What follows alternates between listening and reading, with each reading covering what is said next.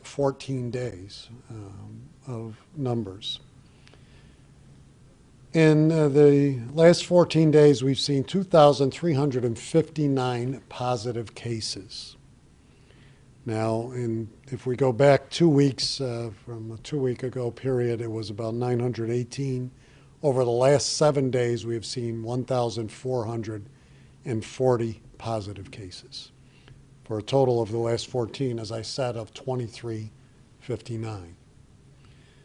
Our total cases in Oneida County, as of today, stand at 6,385. Doing the simple math on that, 37%, approximately, 37% of those cases have been in the last 2 weeks. The last 2 weeks represent 37% of the total cases that this county has seen since the beginning of this pandemic. I mean, those are entirely shocking numbers. We have also seen a number of deaths increase since November. In November, we had 20 people who died as a result, and since the 1st of December, and today being only the 7th, we have seen 12. So in 32 deaths in this short, not even 2-month period, that represents 20% of the lives that we've lost in terms of COVID-19. Again, another tragic number. Today, our reported number is at 125, and while it's significantly lower than what we saw a couple days ago, I always caution that at times our weekend numbers that come out are much lower than what we see during the course of the week. So I would not, while it's good news ever when the numbers go down, we are still in a very dangerous zone. Today, I want to talk about some actions and some recommendations that this county government would take. So just reviewing the numbers for you, 125 new positive cases, 6,385 total. There are 5 nursing home residents in that. We have 2,734 active positive cases. We have another reported death, as I stated, and our deepest sympathies to that individual and their family members and all that have lost their lives over the last couple weeks due to this pandemic. And I would also, just as a word of caution or just information for those who think this only affects the elderly, it is not the case of these deaths that we have seen over the last 2 months. And while there are some elderly nursing home residents that were victims of this, it is a small number and not all, to show that this virus affects every age group and can be fatal to any age group. So as we look at those numbers right now, and one of the more significant numbers as well that we've been tracking is our hospitalizations. We currently have now 100 individuals hospitalized in Oneida County. 80 are at Mohawk Valley Health Systems, 20 are at Rome Hospital. 7 patients are hospitalized outside of Oneida County that are Oneida County residents. So we're looking at 107 people who are hospitalized, 18 of which are nursing home residents. Again, 3,490 positive cases have been resolved. We have 2,700, just over 2,700 people in mandatory isolation and 1,900 people in mandatory quarantine.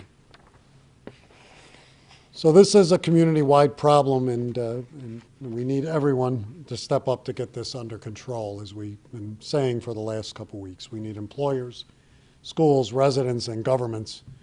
All of us need to participate in the solution. Our numbers, as you've heard, are as high as they've ever been.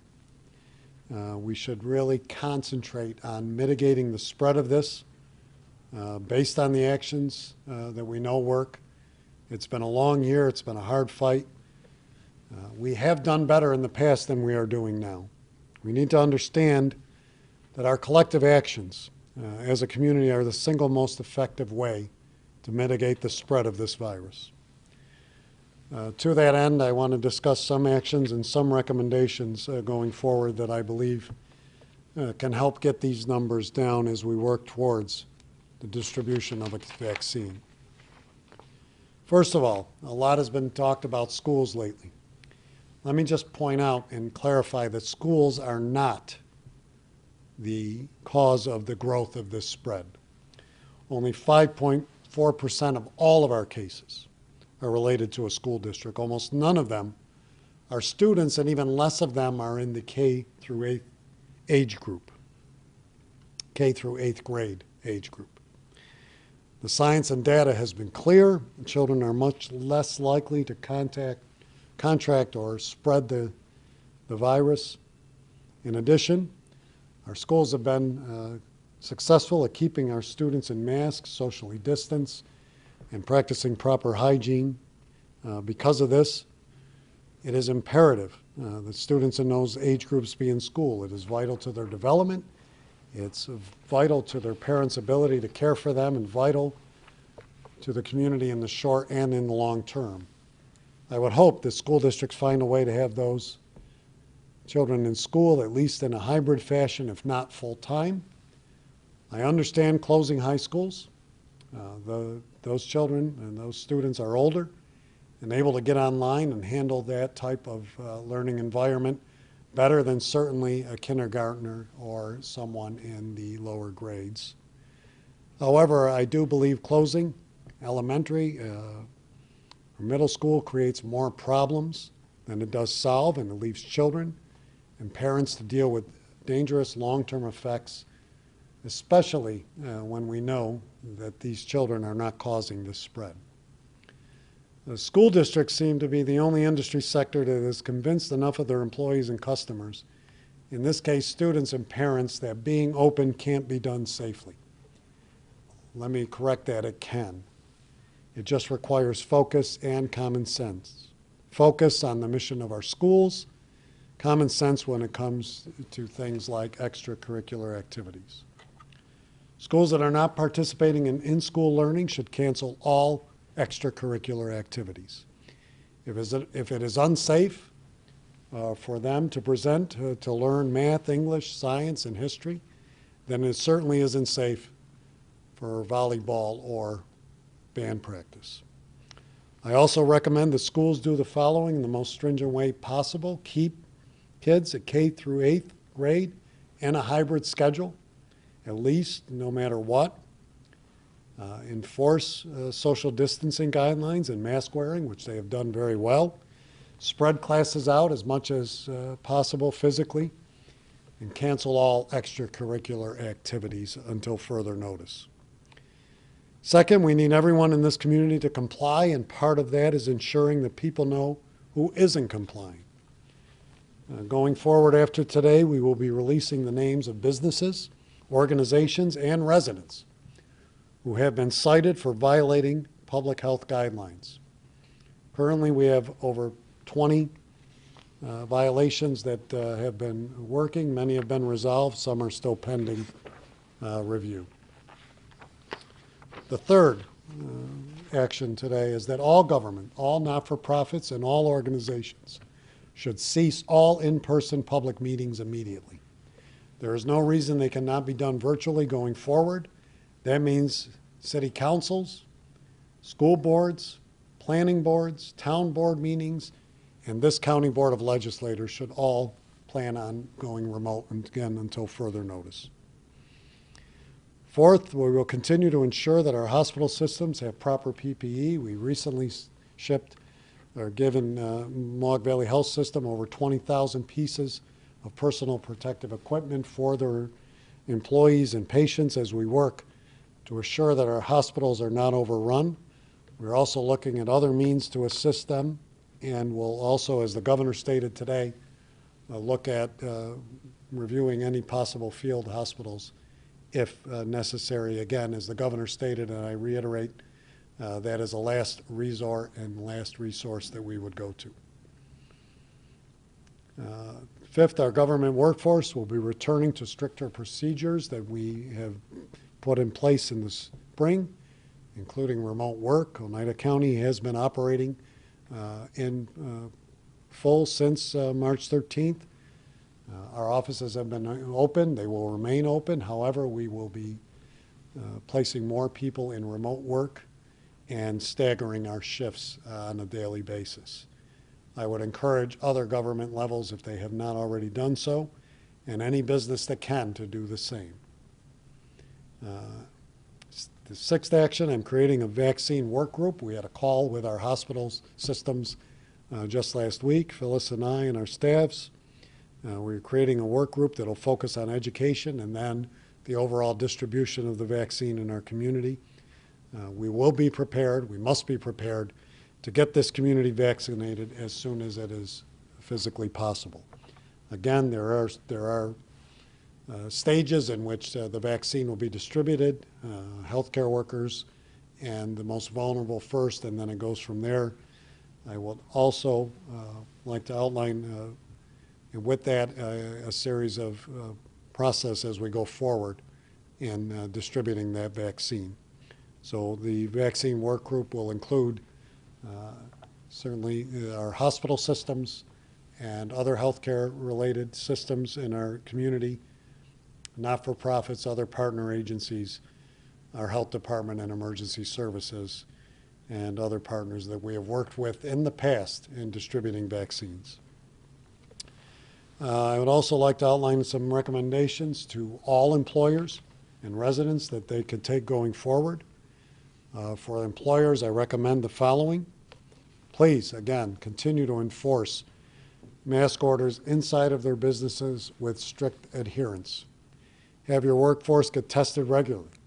Testing is free at Griffiths International Airport, and people should be availing themselves of this testing.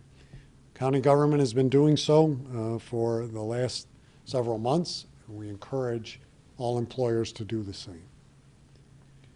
Ensure that proper signage and notification is about social distancing are in place in all of your businesses, and remove any at-risk populations in your workplace as soon as possible and temporarily over the next several weeks. Institute remote work policies that we have stated. Retail and restaurant shops should institute curbside pickup wherever possible if you already haven't. Socially distanced workspaces if they are not. Again, these are things that we've stated in the past. They clearly need to be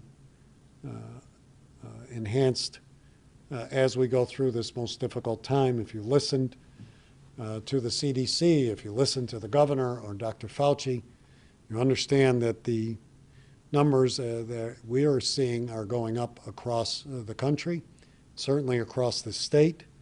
With the holidays upon us, and clearly the numbers that we have seen, and the numbers, I was asked this last week, are clearly, many of them, are a reflection of the Thanksgiving holiday in which many people traveled and returned home and infected the family members. Many did not adhere to the messaging of limiting the number of people at your Thanksgiving table, but also where they came from regarding that. So again, for residents, I'm going to restate things that we have stated from the beginning. Stay at home whenever possible. Do not leave your home if you are sick. Use groceries delivery and limit grocery store trips. Order from local restaurants or have it delivered. Certainly don't congregate with people outside of your immediate household. We can't stress this enough. And while I know that this is a part of the entire COVID fatigue that we are all a part of, it clearly shows through our numbers that that is what is happening. Wear a mask anytime you leave your house. Wash your hands, sanitize frequently. Do not allow children to participate in non-scholastic sports such as travel teams. The other point, I mentioned extracurricular activities at school should be canceled. I will state also that we are going to step up our investigation and our inspections of recreational facilities and overall facilities that entertain youth sports. Again, numbers are coming not from the youth, but from the adults who are gathering in large groups at these various events. We continually get asked about testing and quarantine procedures, and I'm going to ask Phyllis to come up and reiterate and review the process in terms of individuals that may be in, or if they are tested, or if they are symptomatic or the like, and what happens regarding those quarantine issues. Phyllis?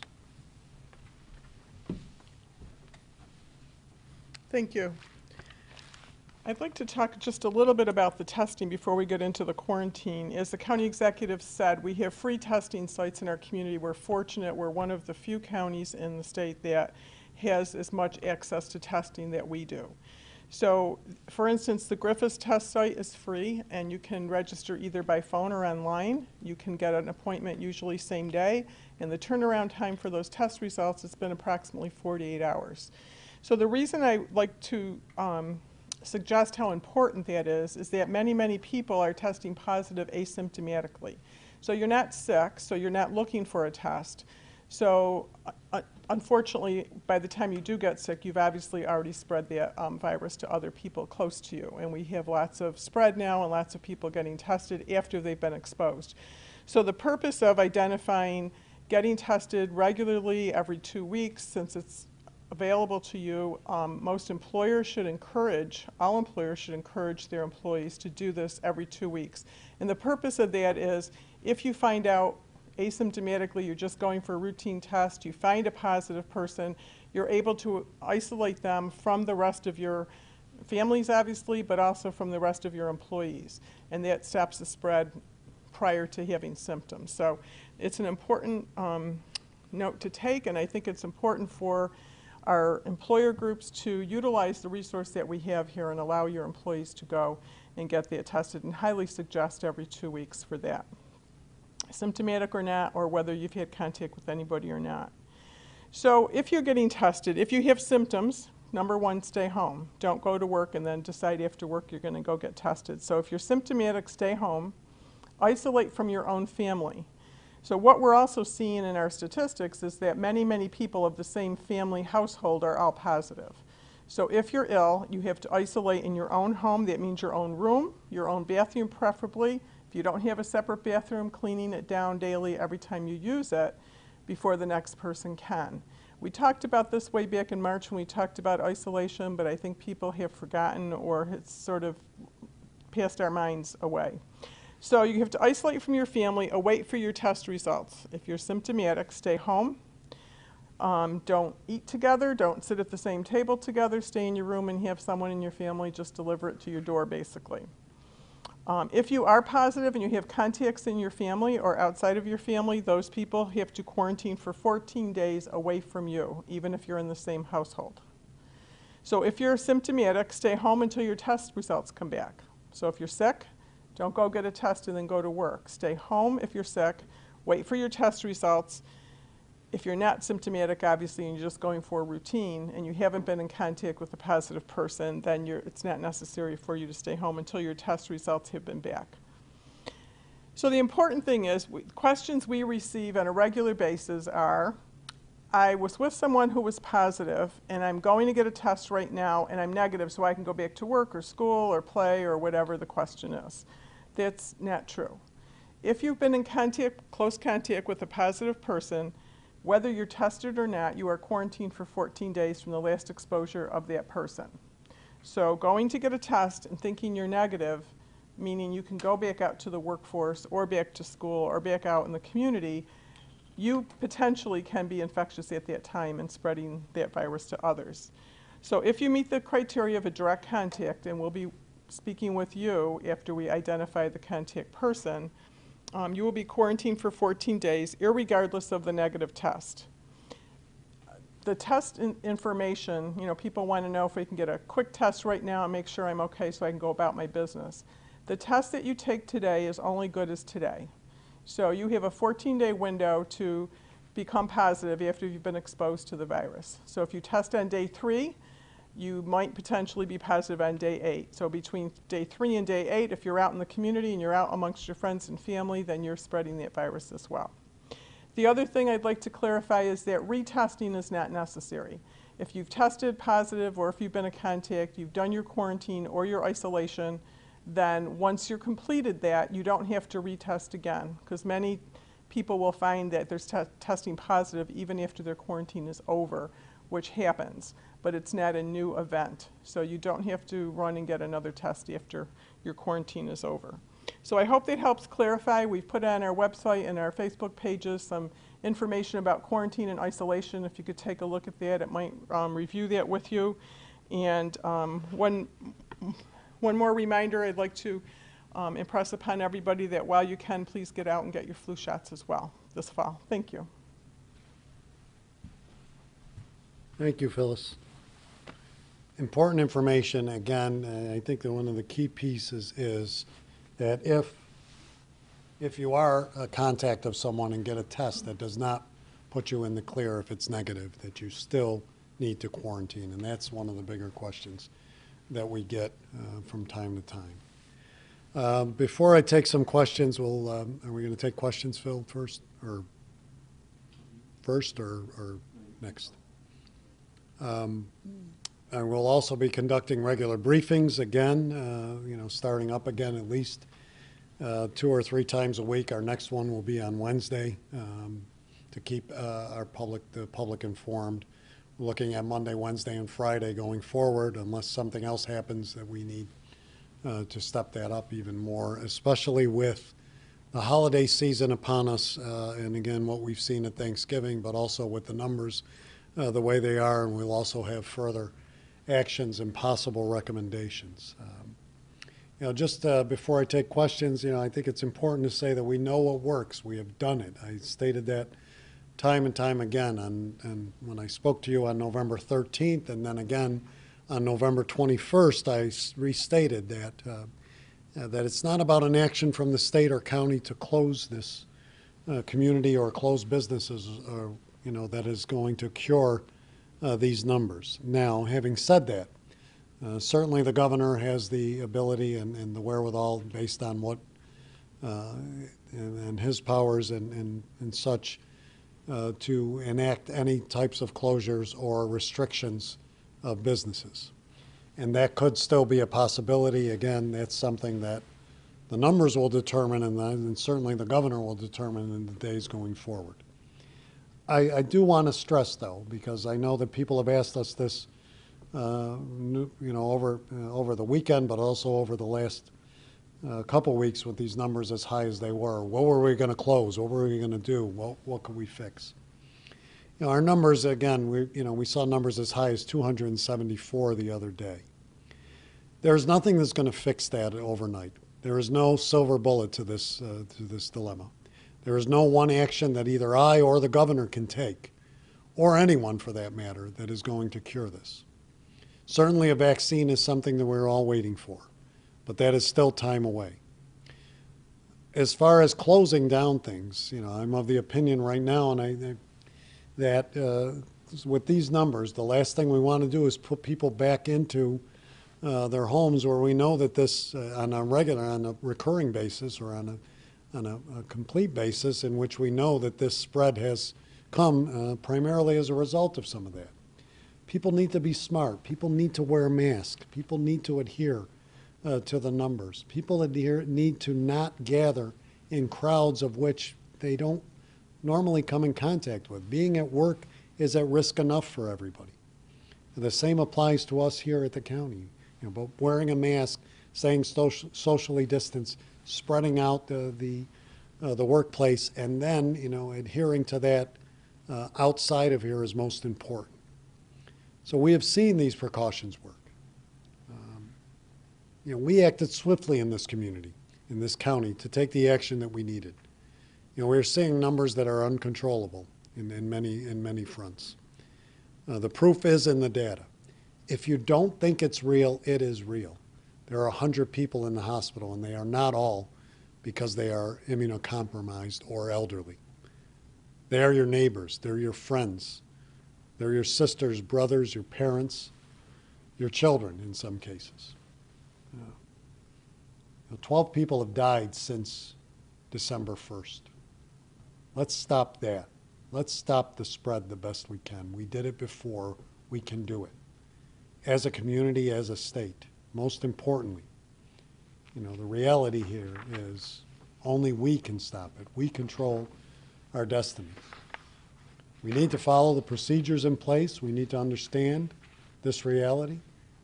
We know more now than we did in March. And because of what we know, we can control this and we can do better. But, with the holidays coming up, my fear and the fear, obviously, of all of us is that we'll see those numbers escalate as they did after just Thanksgiving holiday. More recently, Halloween was a factor in those numbers rising. And it is everybody. It's everyone that needs to be aware of this. And we all need to set the example going forward. So we see the clusters in our home gatherings more and more. Here are the facts. When we see cases in businesses and schools and other places where precautions are in place and being adhered to, we see the spread mitigated. When we see spread originate from people's home where precautions are not taken, we see 10, 20, 30 positives, and it spirals from there, not to mention the number of people that have to be placed in quarantine. As I continually said, that we, not the county government, not the state government, or the federal government for that matter, will close a community down. We're doing that all on our own. And that goes for every community. It's not just unique to Oneida County. Our neighbors in the west and in the east are seeing numbers that they've never seen before. Small counties, small areas are seeing numbers, equal to ours in percentages. So to the question of why don't we shut everything down, the answer is that it would simply not fix what has transpired. And it would only add, I believe, more to what we've accomplished and more to the number of positives that we're seeing. Businesses that have struggled, students who want to go to school, parents who need to go to work. And it would also let off the hook those that refuse to follow the rules. So we'll get beyond this. Today, the focus is to make sure that we take the action that we can to limit the damage until we get beyond it. To make sure that we can, to do what we can to limit how much our children are losing out on. To make sure that our local businesses that are open stay open, and those that have closed can reopen. To make sure that our vulnerable loved ones are with us this Christmas and next Christmas. I ask everyone to do what we can to mitigate this spread, to be smart, to do what we know works. And with that, I'll take questions, Phil. Okay. Guys, go ahead and unmute yourselves, and first up will be David Hill from the Road Sentinel.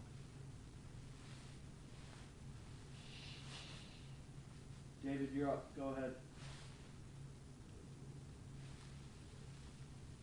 Okay, let's try Ed Harris from the OD and we'll come back. Ed, you there? Hey, Phil, you hear me? Yep, go ahead.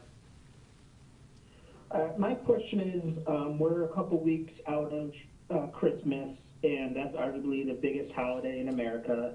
You've got Christmas Eve, Christmas, all the holiday parties leading up.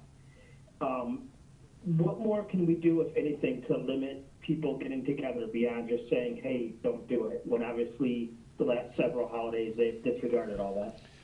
Well, that's a great question, and if you got a great answer, I'd be more than happy to hear it. We have traditionally county government, with our workforce, departments hold parties, and usually some are in-house here and some are outside. I instructed all of them that that's not the case to be this year, that there should be no parties whatsoever. And employers are going to have to really take a tough stand. This is unlike any holiday we've come upon. And I know that in essence, affects individual businesses, and that's part of the tragedy here. But the real tragedy is what will happen in January or right after December 25th when all of these things have taken place and hundreds of more people are in quarantine, or thousands for that matter, as we've seen just in the last 2 weeks. So, the message really has to be, and I don't know what else I could tell people, and I don't know what else we can do in terms of people's homes. We go through this, and we've gone through this in a couple holidays, and certainly nobody thought, but I think the reality is we are here. No, everybody thought that by Christmas, we would be in a better place. Unfortunately, we're not. But the better place we can be in is that, as I said, that everybody is here for next Christmas. So, it's really a matter of businesses, and that goes with the guidance that we've instructed that, Christmas parties should not be taking place. I don't know how else to say that. I know that that'll come across to many as the Grinch, but I've been in that position before, as have other leaders throughout the state. Clearly is not the time to be gathering in large groups. And even when we see, and I got to, we even talk about the smaller group settings. And I know that, different families or people that got together for Thanksgiving that were under 10, but yet there were outside people from the family that joined with them, and positives came as a result of that. That's the message here, too. So I don't know how much more stringent we can be or how much more vocal we have to be on that, but again, I keep using the term, this is not an ordinary time, and we need to treat it as such.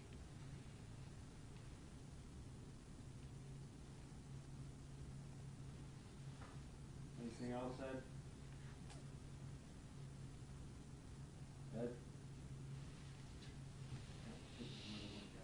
Okay, next. No, I think that's feed maybe. Anybody can hear us on the line? Okay, So, sorry. David Hill. Okay. David, go ahead. Connection. Go ahead, David. Yeah, do you have the local hospitals' beds and ICU availability numbers? Rather than just the Mohawk Valley region. Yeah, we do, David. Are you talking about bed capacity, or are you talking about beds as far as what positive cases are in them? Well, their overall availability of ICU and regular ward beds, the way that similar to the way they're tracked by the state or by the region. In other words, how are the hospitals doing as far as you know in terms of getting close to their ability to take patients with COVID and patients generally? We had, as I said, we had a call with the hospitals just the other day. They expressed confidence in what they were dealing with, even though the numbers have been going up. They have submitted plans to the state and to us regarding any possible surge in cases. So I don't know, Phyllis, would you want to add to that?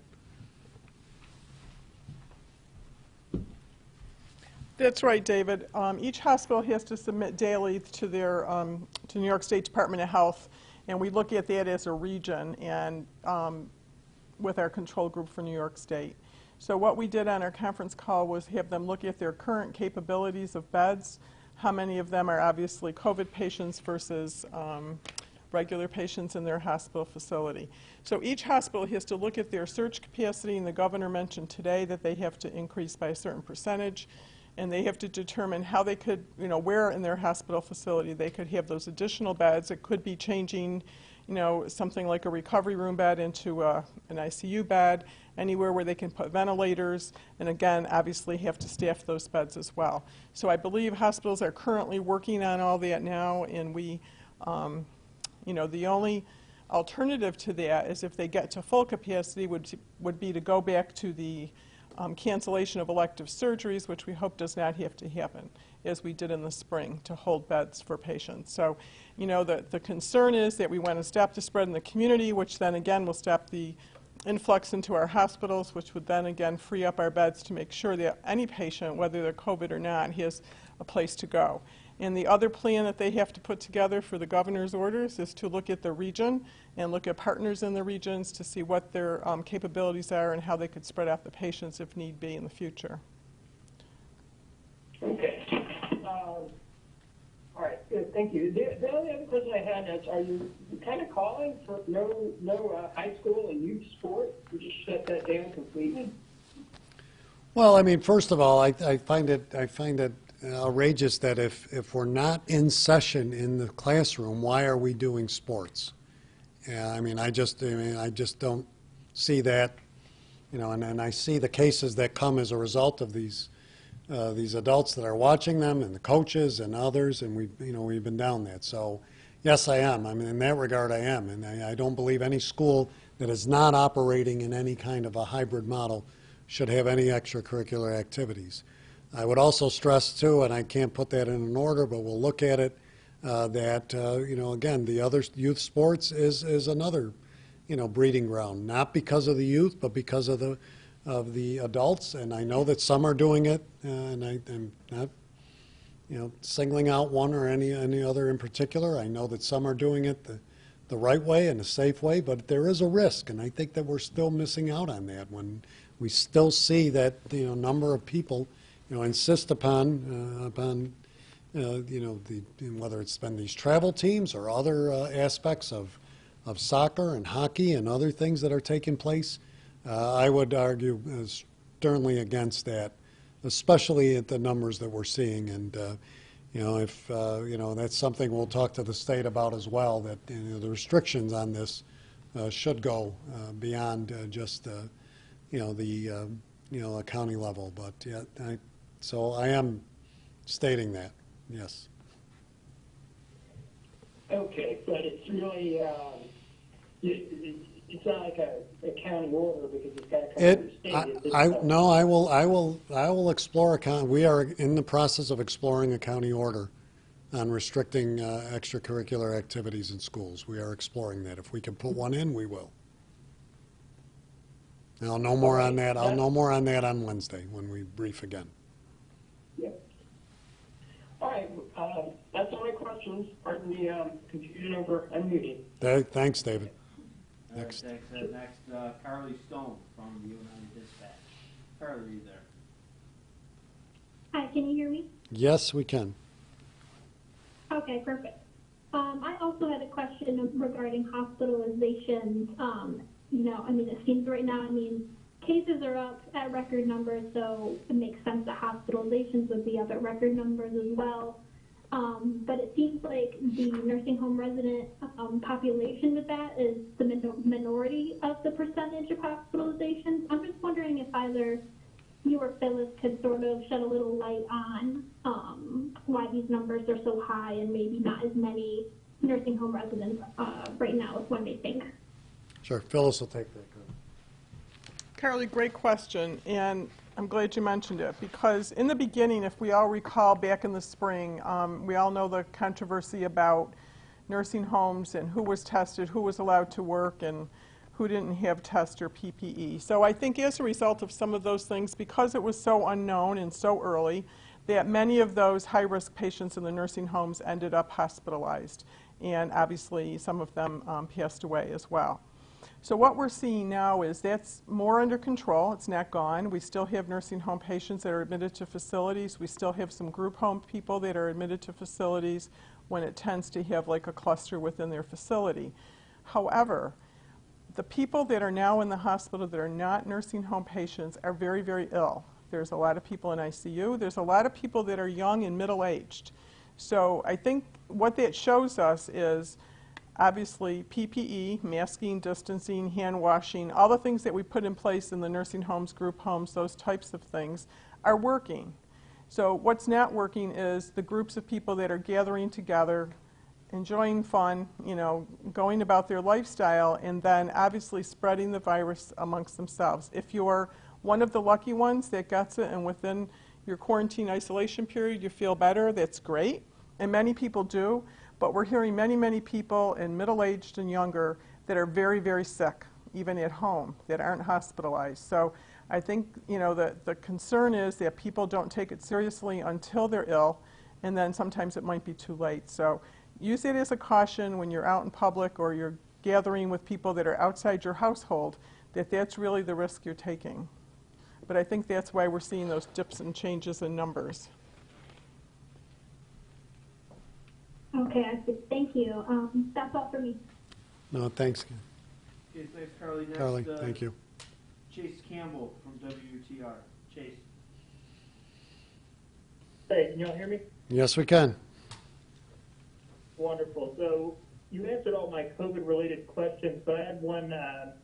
Oneida County's been in the national news a lot the last couple of weeks for how the New York 22nd election has gone. What's been your reaction as you've seen Oneida County be kind of front and center on the national stage in this?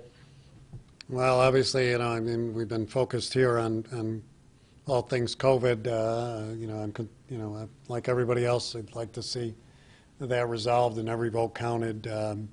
You know, it's you know, I mean, you'd like to be in the national news for positive things. Obviously, you know, an unresolved election is not that. Hopefully, it'll get resolved soon enough, and you know, we can move forward. So that's about all I've got on that.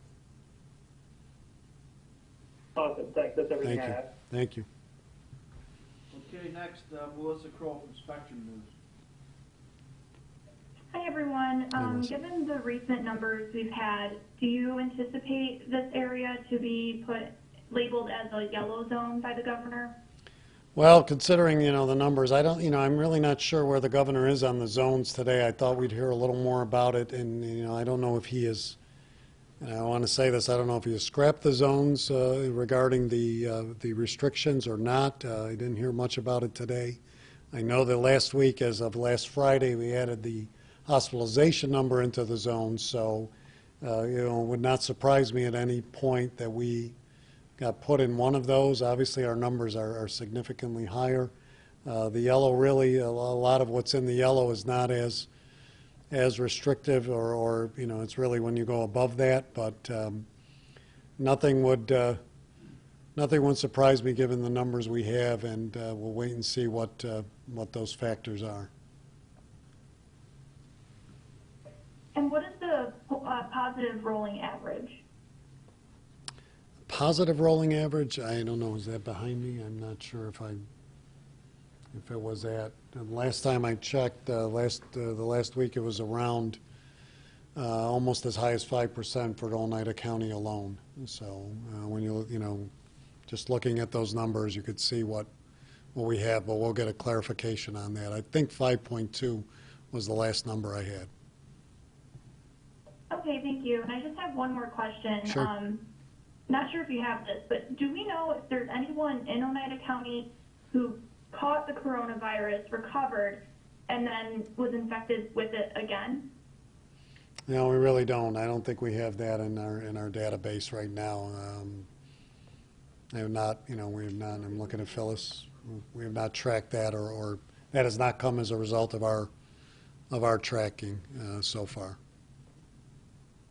Okay, thank you very much. Thanks, Melissa. Next, Jason Paulus, WKTV. Jason. Hey there, how we going? Good. How are you? I'm good. So, real quick question. With 100 in the county, 80 at MVHS, 20 in Rome, how close are we to getting to capacity in our hospitals? I know we're concerned, but we don't have 1 or 2 days before that happens. Is there an estimate on, or a number that we can go with? A number of, you talk about a number like, of. where is capacity? If we have another 200 people, are we at capacity? Then we have to shut down. That kind of thing, because that's where the governor is with that. Right. If you look at the governor's number, I mean, he wanted us to stay at the 30% capacity level, I think, in both, or I know on both of those areas. You know, we even with the 80 and the 20. I mean, Phyllis, you got some. He wanted 25%. And today he changed that. Remember, he changed it now to 25%. He wanted a 25% additional beds. So we've got to look at where we are based on those numbers, and we'll have more on that in the next. I was going to say, that's still something that you have to figure out for Wednesday. Right, because again, the governor just issued that this morning at his press briefing. So we'll have to make adjustments with, we'll talk to the hospitals, see what their adjustments are and where that falls into the category. But as I said in our discussions with them, they've been confident in terms of what they, what we can handle, but we've been very close to the number, especially, and it's the highest we've ever seen, certainly. Gotcha. And this next question is for Phyllis. Yep. Phyllis, earlier you had talked about the 14-day quarantine. The CDC obviously came out with the 7 or 10-day quarantine. Is that going to change our parameters here because that's the CDC ruling, or are we going to? Is Oneida County and New York State sticking with 14 days? We have asked that question through our reps at New York State Department of Health, and at this time they were still reviewing CDC, so at this time we have to maintain our 14-day quarantine period with New York State's guidance. If New York State changes it to meet CDC, then we will adjust it here as well. But we have to wait for that guidance from the state. Great. That is all my questions. Thank you. Okay, thanks, Jason. Anybody left, Phil? No, that's it. That's it? That's for the Q&A. Okay, thank you all for joining us again today. As I said, we'll be back on Wednesday at the same time to give another briefing and some update on some of the measures that I put forth and talked about today. Again, I want to reiterate, again, there is no silver bullet here to fix this. What we need to do is work together. We need to wear a mask. We need to distance. We need to continue to do the things. And please, as difficult as it is, especially in this holiday season, let's make it a holiday season that is safe for everyone, for our families, and so that everyone at the table this year will be there next year.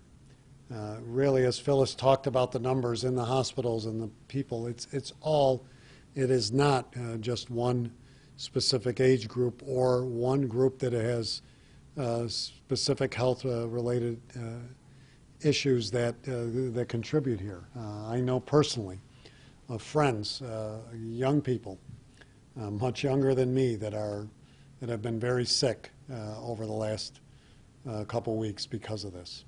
So it can affect anyone. And again, to the point that Phyllis made about quarantine, if you're in quarantine, stay in quarantine. If you've been a contact and are required to do so, do so. That means no move around. You could be, even if you don't get it, you could still be carrying it to someone else. So we will have more to say, as I said, on Wednesday. We'll do more of these going forward. Let's keep our community moving forward. And as I always say, I mentioned our porch light. I noticed in driving home at night and around the county, a great many Christmas lights went up much earlier this year.